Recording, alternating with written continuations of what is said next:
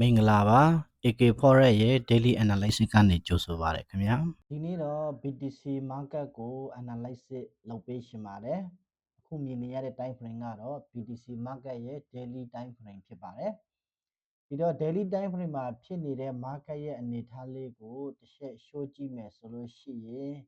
Market ဒီ swing အကြီး3 swing နဲ့ဆင်းလာတာကိုတွေ့ရတယ်တစ် swing 2 swing 3 swing ပေါ့လေနော်3 swing ဆိုပြီးတော့ဆင်းလာတာကိုတွေ့ရတယ်အဲ့တော့ market ကအဲ့ဒီ3 swing ကဘလို့အတိတ်ပဲဆောင်းတယ်လဲဆိုတော့ကျွန်တော်တို့ဒီကနေပြီးတော့ market ကတက်လာတယ်မလား swing 2 swing 3 swing 4 swing 5 swing နော်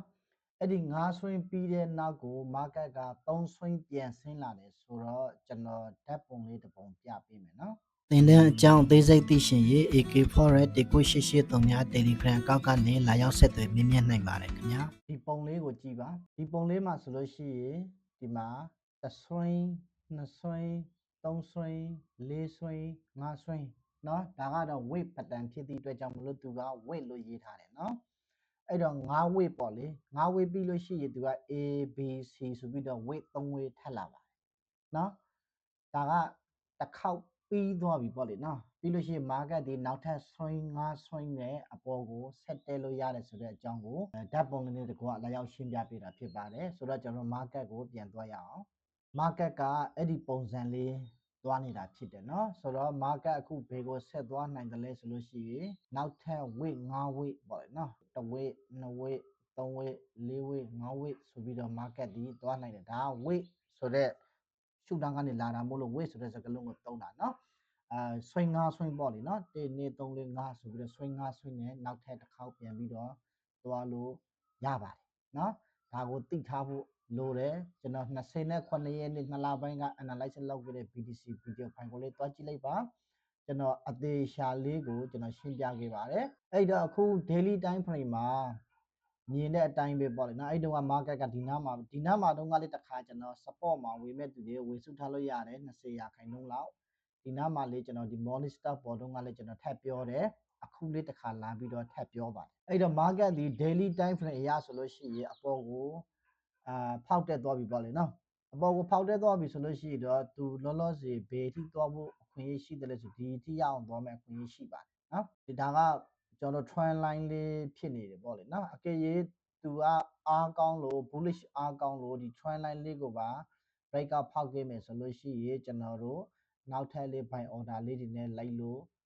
ရမယ့်သဘောမှာရှိပါတယ်เนาะဟိုတစ်ဆင့်ပြီးတစ်ဆင့်ကျွန်တော် analysis လုပ်ပြီးတော့ market ဖြစ်နေတဲ့အပေါ်မှာအခြေခံပြီးတော့တွားကြတာပေါ့လေเนาะဒါကတော့ market လောလောဆယ်အခုဒီကိုရောက်နေပြီဆိုကြတဲ့က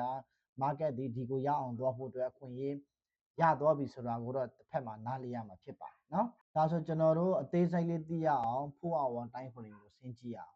4 hour time frame ကိုရောက်ပါပြီအဲ့တော့4 hour time frame မှာတော့ market ကတော့တကယ်ကိုနှိမ့်တဲ့ low point မှာ pattern လေးပေါ်တယ်เนาะ ascending triangle ဆလာဘီယာလေးပေါ်တယ်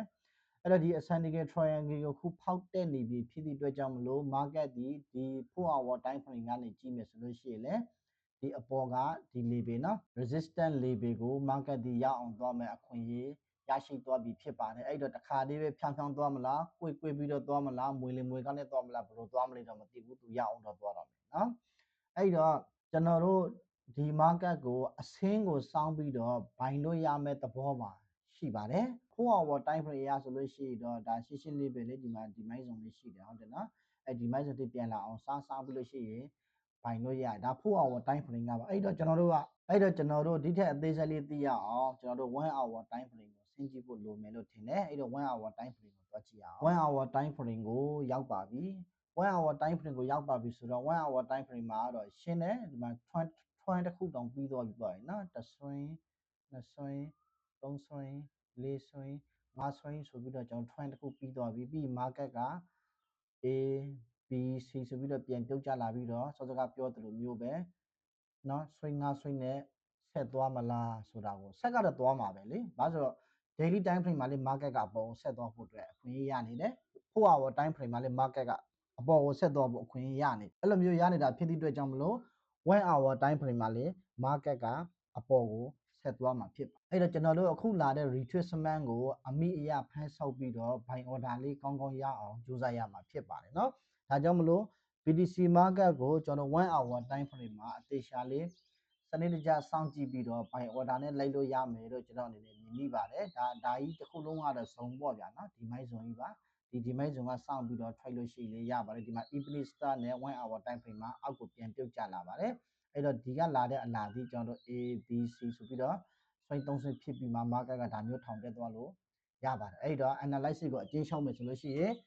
daily time frame မှာလေ market ကဆက်တက်အောင်မယ်4 hour time frame မှာလေ market ကဆက်တက်အောင်မယ်1 hour time frame မှာလေဆက်တက်အောင်မယ်တွတ်တော်လေးညာလောလောဆယ် retracement လာနေတယ်အဲ့တော့ retracement လာနေတဲ့အကြောင်းရင်းကတော့ရှင်းတယ် import swing တစ် swing ပြီးသွားတိုင်းမှာ retracement swing ဆိုတာလာတယ်အထက်မှာပဲဖြစ်ဖြစ်တောင်ထက်မှာပဲဖြစ်ဖြစ်ဟုတ်ပြီနော်ဒါကြောင့်မလို့အခုလာနေတာဒီ retracement သာဖြစ်ပါတယ်အဲ့တော့ retracement လာတာကိုအသေးချာစောင့်ပြီးတော့ buy order နဲ့နော် profit ရကြပါစေလို့ကျွန်တော်ဆန္ဒပြုပါတယ်အားလုံးပဲအဆင်ပြေကြပါစေခင်ဗျာ